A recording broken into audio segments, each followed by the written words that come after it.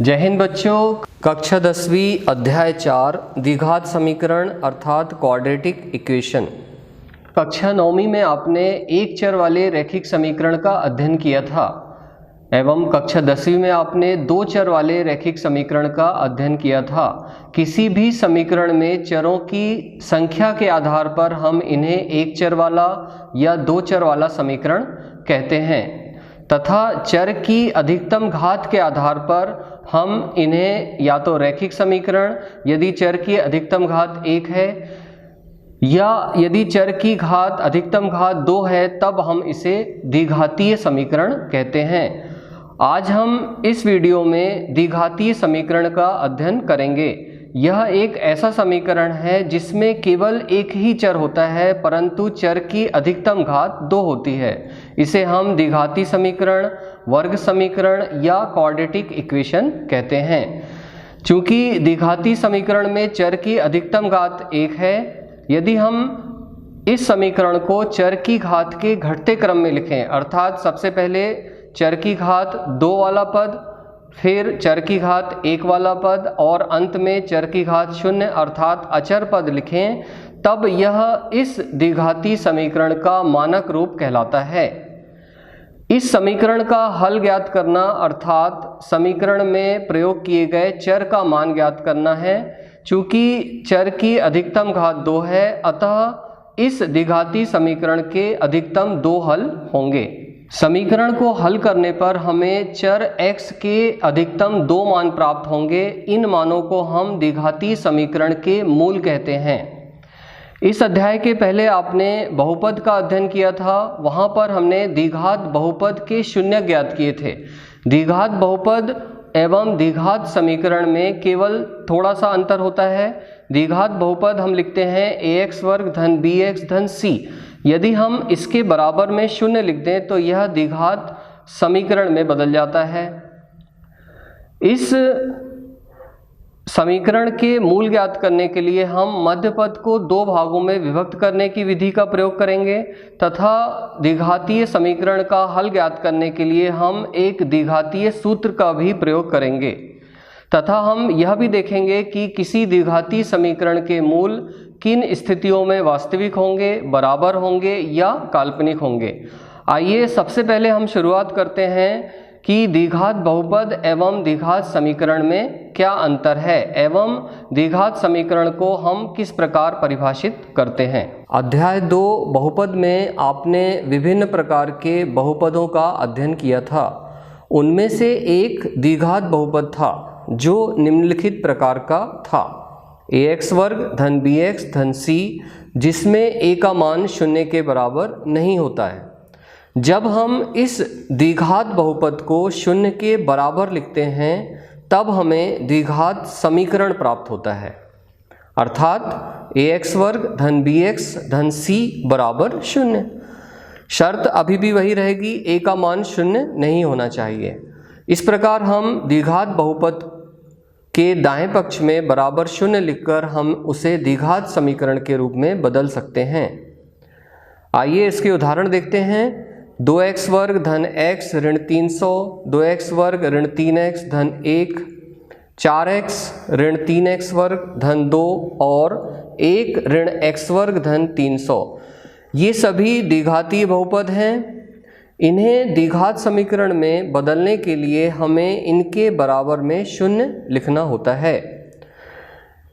इन सभी बहुपदों में चर x की अधिकतम घात 2 होती है। आइए अब द्विघात समीकरण की परिभाषा देखते हैं। एक चर वाला ऐसा समीकरण जिसमें चर की अधिकतम घात 2 होती है उसे द्विघात समीकरण या वर्ग समीकरण कहते हैं।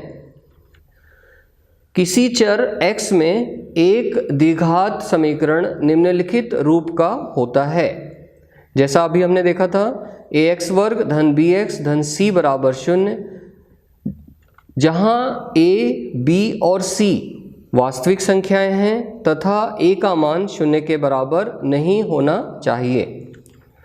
उदाहरण के लिए 2x वर्ग धन x ऋण 300 बराबर 0, 2x वर्ग ऋण 3x धन 1 बराबर 0, 4x ऋण 3x का वर्ग धन 2 बराबर 0 और 1 ऋण x वर्ग धन 300 बराबर 0। ये सभी द्विघातीय समीकरण के उदाहरण हैं। आइए अब देखते हैं द्विघात समीकरण को मानक रूप में किस प्रकार लिखा जाता है। यदि px कोई दो घात का बहुपद है तब px बराबर 0 के रूप का कोई भी समीकरण द्विघात समीकरण कहलाता है, परंतु px दो घात का बहुपद होना चाहिए। परंतु जब हम px बहुपद के पदों को घटती घात के क्रम में लिखते हैं तब हमें द्विघात समीकरण का मानक रूप प्राप्त होता है, अर्थात द्विघात समीकरण का मानक रूप होता है ax वर्ग धन bx धन c बराबर 0, जहां a का मान 0 के बराबर नहीं होना चाहिए। समीकरण 1 और समीकरण 2 को देखिए। समीकरण 1 हमें दिया है 2x वर्ग धन x ऋण 300 बराबर 0। समीकरण 2 में हमें 2x वर्ग ऋण 3x धन 1 बराबर 0। यह दोनों समीकरण द्विघात समीकरण के मानक रूप के अनुसार लिखे गए हैं। आइए इसकी तुलना करके देखते हैं। चूँकि अधिकतम घात 2 होती है, उसके बाद घात 1 और उसके बाद अचर पद आता है। देखिए x की घात 2, x की घात 1 और उसके बाद अचर पद। यदि इस क्रम में बहुपद के पद जमा किए गए हैं तो यह द्विघात समीकरण का मानक रूप होता है। उदाहरण 3 देखिए। 4x ऋण 3x वर्ग धन 2 बराबर 0। इसमें x की घात 1 वाला पद x की घात 2 वाले पद के पहले आया है, अर्थात यह मानक रूप में नहीं है। इसे मानक रूप में बदलने के लिए हम इसे इस प्रकार से लिखते हैं। x की घात 2 वाले पद को हमने पहले लिखा और उसके बाद x की घात 1 वाला पद, अर्थात ऋण 3x वर्ग धन 4x धन 2 बराबर 0। यह अब मानक रूप में है। एक और उदाहरण समीकरण 4 में देखिए। 1 ऋण x की घात 2 धन 300 बराबर 0। इसमें x की घात 1 वाला पद नहीं है और 2 अचर पद हैं, तो यदि हम दोनों अचर पदों को 1 कर दें तब इसका मानक रूप होगा ऋण x वर्ग धन 301 बराबर 0। इस प्रकार चर की घात के घटते क्रम में पदों को लिखकर हम द्विघात समीकरण का मानक रूप बनाते हैं। आइए एक उदाहरण देखते हैं।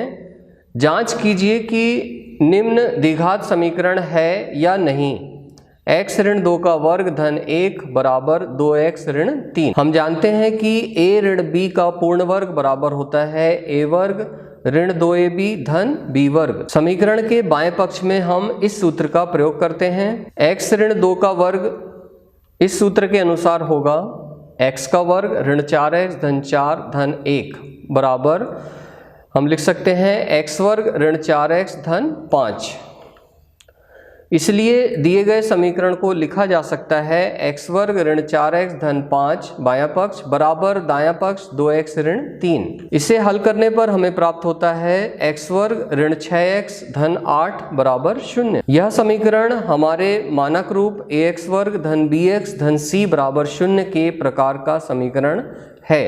अतः हम कह सकते हैं दिया गया समीकरण एक द्विघात समीकरण है। एक दूसरा उदाहरण देखिए। जांच कीजिए कि निम्न द्विघात समीकरण है या नहीं। आइए इसका हल देखते हैं। बायां पक्ष हमें दिया है x इंटू एक्स धन 1 धन 8। इसे हल करने पर हमें प्राप्त होता है x वर्ग धन x धन 8। दाएं पक्ष को हल करने पर हमें प्राप्त होता है x वर्ग ऋण 4। इसलिए दोनों पक्षों को आमने सामने लिखने पर हमें यह प्राप्त होता है x वर्ग दोनों पक्षों में है, x वर्ग को कैंसिल करने पर हमें समीकरण प्राप्त होता है x धन 12 बराबर 0। अब इस समीकरण में x की अधिकतम घात 1 है, अतः यह द्विघात समीकरण नहीं हो सकता। अतः हम लिखते हैं कि यह द्विघात समीकरण नहीं है। एक दूसरा उदाहरण देखिए। जांच कीजिए कि निम्न द्विघात समीकरण है या नहीं। x धन 2 की घात 3 बराबर x की घात 3 ऋण 4। हम जानते हैं कि a धन b की घात 3 बराबर होता है a की घात 3 धन 3 a वर्ग b धन 3 ab वर्ग धन b की घात 3।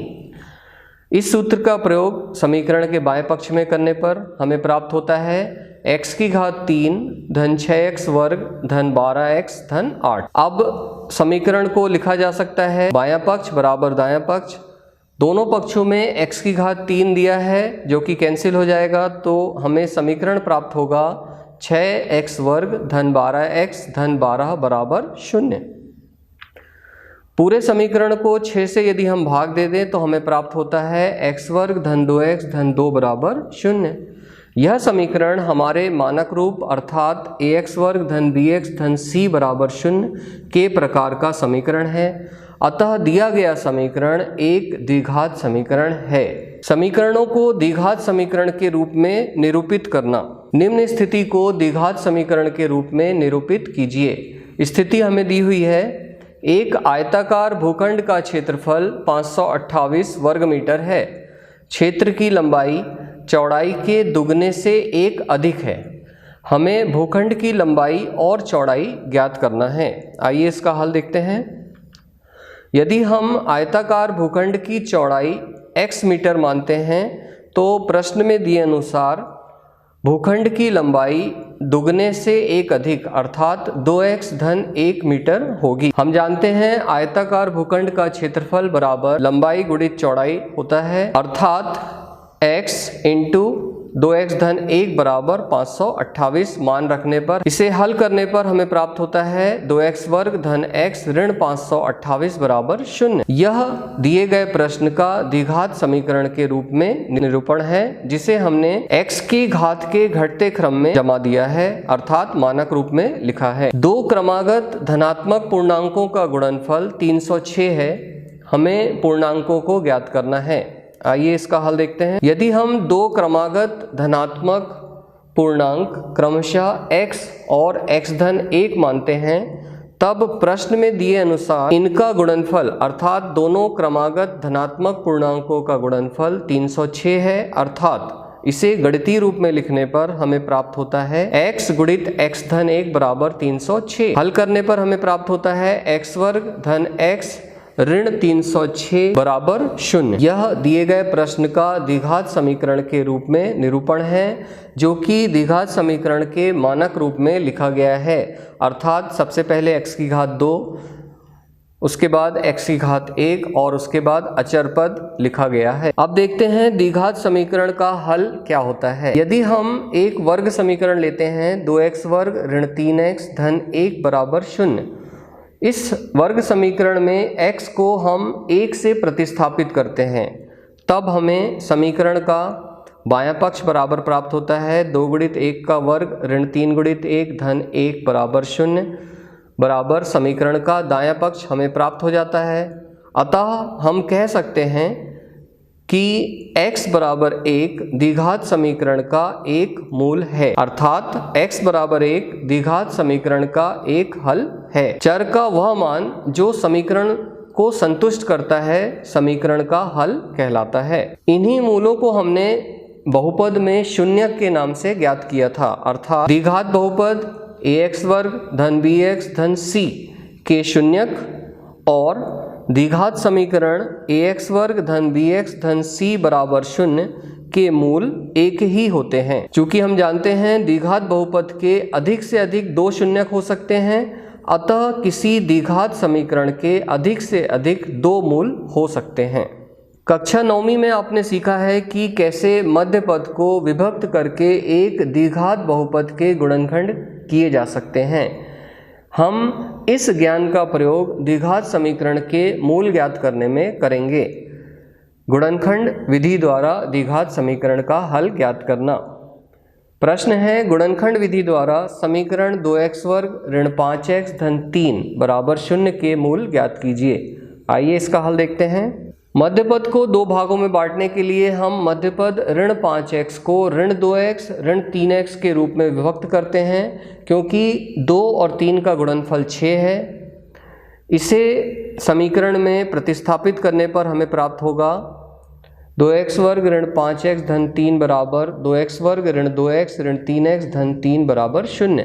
हमने मध्य पद ऋण 5x को ऋण 2x और ऋण 3x से प्रतिस्थापित किया है। अब प्रथम दो पद और अंतिम दो पदों में से उभयनिष्ठ लेने पर हमें प्राप्त होगा 2x x ऋण 1 ऋण 3 x ऋण 1 बराबर 0। चूंकि x ऋण 1 उभयनिष्ठ है अतः हमें प्राप्त होता है 2x ऋण 3 x ऋण 1 बराबर 0। अब 2x ऋण 3 इंटू x ऋण 1 बराबर 0 है, अर्थात या तो 2x ऋण 3 बराबर 0 होगा या x ऋण 1 बराबर 0 होगा। 2x ऋण 3 बराबर 0 से हमें प्राप्त होगा x बराबर 3/2 और x ऋण 1 बराबर 0 से हमें प्राप्त होगा x बराबर 1। अतः x बराबर 3/2 और x बराबर 1 दिए हुए समीकरण के हल हैं।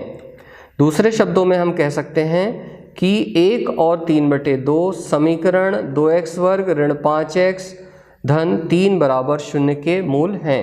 एक उदाहरण देखते हैं। द्विघात समीकरण 6x वर्ग ऋण x ऋण 2 बराबर 0 के मूल ज्ञात कीजिए। हमें दिया गया है 6x वर्ग ऋण x ऋण 2, मध्य पद ऋण x को धन 3x ऋण 4x लिखने पर हमें प्राप्त होता है 6x वर्ग धन 3x ऋण 4x ऋण 2 बराबर 0। हमने यहाँ मध्य पद को दो भागों में विभक्त किया है। 4 गुणित 3 बराबर 12 होता है और 6 गुणित 2 भी 12 होता है। प्रथम दो पदों में से 3x उभयनिष्ठ लेने पर 2x धन 1 शेष बचता है। अंतिम दो पदों में से ऋण 2 उभयनिष्ठ लेने पर 2x धन 1 शेष बचता है। अब 2x धन 1 उभयनिष्ठ लेने पर हमें प्राप्त होता है 3x ऋण 2 गुणित 2x धन 1 बराबर 0, जिसे हम लिख सकते हैं 3x ऋण 2 गुणित 2x धन 1 बराबर 0। इसलिए द्विघात समीकरण के मूल ज्ञात करने के लिए 3x ऋण 2 बराबर 0 अर्थात x बराबर 2/3, 2x धन 1 बराबर 0 अर्थात x बराबर ऋण 1/2 समीकरण के मूल होंगे। उदाहरण देखिए, दो क्रमागत धनात्मक पूर्णांक ज्ञात कीजिए जिनके वर्गों का योग 365 है। आइए इसका हल देखते हैं। यदि हम मानते हैं कि दो क्रमागत पूर्णांक क्रमशः x तथा x धन 1 हैं, तो प्रश्न में दिए अनुसार x वर्ग धन x धन 1 का वर्ग बराबर 365, दोनों धनात्मक पूर्णांकों के वर्गों का योग x वर्ग धन x धन 1 का वर्ग बराबर 365। x धन 1 के वर्ग को हम सूत्र से खोलते हैं तो हमें प्राप्त होता है x वर्ग धन 2x धन 1 बराबर 365। इसे हल करने पर हमें प्राप्त होता है 2x वर्ग धन 2x ऋण 364 बराबर 0। पूरे समीकरण को 2 से भाग देने पर हमें प्राप्त होता है x वर्ग धन x ऋण 182 बराबर 0। मध्य पद धन x को दो भागों में विभक्त करने पर हमें प्राप्त होता है x वर्ग धन 14x ऋण 13x ऋण 182 बराबर 0। उभयनिष्ठ लेने पर हमें प्राप्त होता है x धन 14 इंटू x ऋण 13 बराबर 0। इन्हें हल करने पर हमें x के दो मान प्राप्त होंगे अर्थात x बराबर 13 और x बराबर ऋण 14। चूंकि प्रश्न में हमें धनात्मक पूर्णांक पूछा गया है अतः हम ऋणात्मक पूर्णांक 14 को छोड़ देते हैं, तब हमें x बराबर 13 प्राप्त होगा और उसका क्रमागत पूर्णांक अर्थात 13 धन 1 बराबर 14 प्राप्त होगा। अतः अभीष्ट धनात्मक पूर्णांक 13 और 14 होंगे। द्विघात सूत्र से द्विघात समीकरण के मूल ज्ञात करना। द्विघात समीकरण ax वर्ग धन bx धन c बराबर 0 जिसमें a का मान 0 नहीं है में यदि b वर्ग ऋण 4ac का मान 0 से अधिक है या बराबर है, तब द्विघात समीकरण के मूल x बराबर ऋण b धन ऋण वर्गमूल b वर्ग ऋण 4ac बटे 2a से प्राप्त होते हैं। अर्थात एक बार धन चिन्ह लेने पर हमें ऋण b धन वर्गमूल b वर्ग ऋण 4ac बटे 2a और एक बार ऋण चिन्ह लेने पर हमें ऋण b ऋण वर्गमूल b वर्ग ऋण 4ac बटे 2a प्राप्त होता है। द्विघात समीकरण के मूल ज्ञात करने के इस सूत्र को हम द्विघातीय सूत्र कहते हैं। द्विघात सूत्र से द्विघात समीकरण के मूल ज्ञात करना। आइए इसे एक उदाहरण की सहायता से देखते हैं। यह उदाहरण हमने पहले किया था। एक आयताकार भूखंड का क्षेत्रफल 528 वर्ग मीटर है। क्षेत्र की लंबाई चौड़ाई के दुगने से अधिक है। हमें भूखंड की लंबाई और चौड़ाई ज्ञात करना है। एक उदाहरण देखते हैं। एक आयताकार भूखंड का क्षेत्रफल 528 वर्ग मीटर है। क्षेत्र की लंबाई चौड़ाई के दुगने से अधिक है। हमें भूखंड की लंबाई और चौड़ाई ज्ञात करना है। इस प्रश्न का समीकरण हम पहले बना चुके हैं। आइए फिर से एक बार देखते हैं। यदि हम भूखंड की चौड़ाई x मीटर मानते हैं तब भूखंड की लंबाई दुगने से 1 अधिक है अर्थात 2x धन 1 मीटर होगी।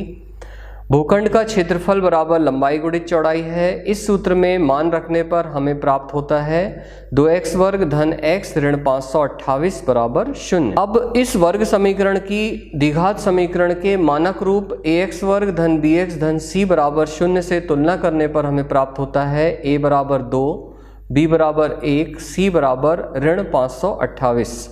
अब द्विघात सूत्र का उपयोग करने पर हमें इसका हल प्राप्त होगा। द्विघात सूत्र लिखने पर x बराबर ऋण b धन ऋण वर्गमूल b वर्ग ऋण 4ac बटे 2a।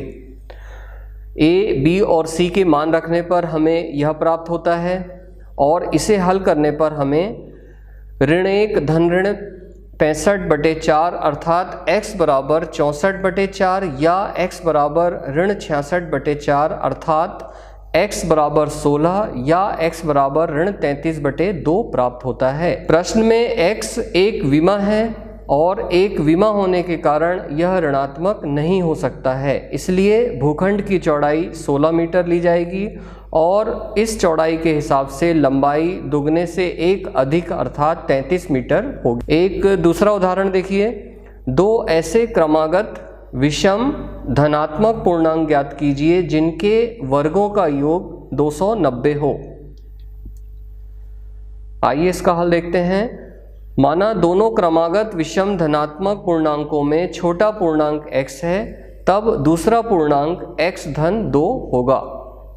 प्रश्न के अनुसार x वर्ग धन x धन 2 का वर्ग बराबर 290 हमें दिया गया है। इसे हल करने पर हमें प्राप्त होता है x वर्ग धन 2x ऋण 143 बराबर 0, जो कि x में एक द्विघात समीकरण है।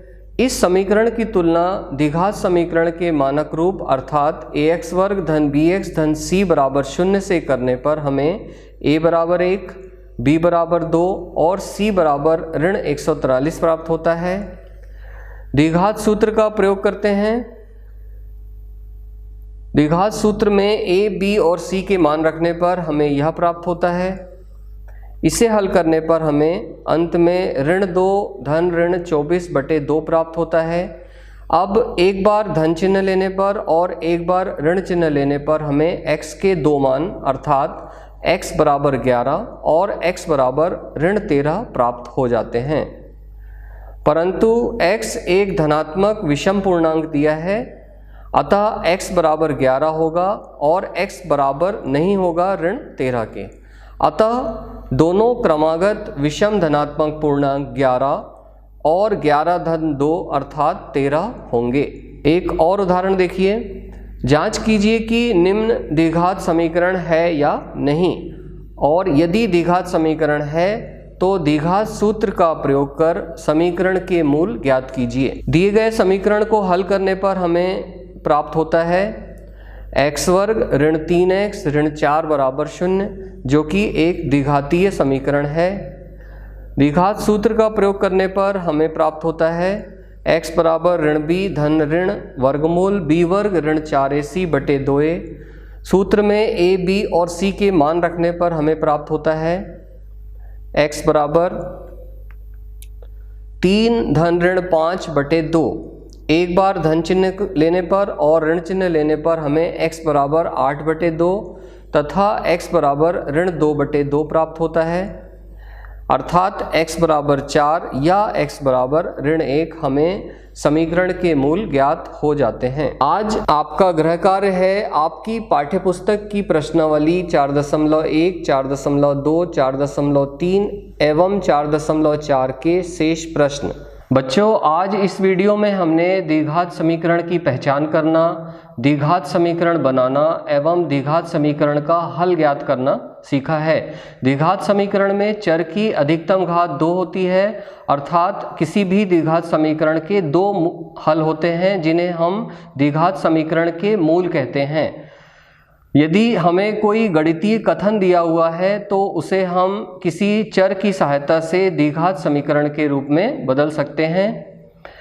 द्विघात समीकरण का हल ज्ञात करने के लिए हमने मध्य पद को 2 भागों में विभक्त करने की विधि अर्थात गुणनखंड विधि एवं सूत्र विधि का प्रयोग किया है। एक बार समीकरण बन जाने के बाद आप इन दोनों में से किसी भी एक विधि का प्रयोग कर द्विघात समीकरण के मूल ज्ञात कर सकते हैं। मुझे पूर्ण विश्वास है कि आपको इस वीडियो में बताई गई अध्ययन सामग्री अच्छे से समझ में आई होगी। अब अगले वीडियो में हम समांतर श्रेणी अर्थात अर्थमेटिक प्रोग्रेशन का अध्ययन करेंगे। तब तक के लिए जय हिंद, थैंक यू।